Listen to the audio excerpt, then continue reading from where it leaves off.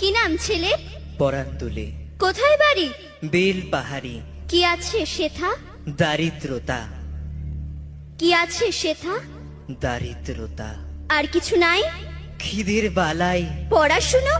কেউ করি না। স্কুল আছে? নয়কো কাছে কত দূরে? দেবান্তরে। মাস্টার কটা? মোটে একটা। স্কুল চলে? গোলেমালে বাবা আছেন? স্বর্গে গেছেন। মা কোথায়? রোগ সজ্জায় সংসার চলে?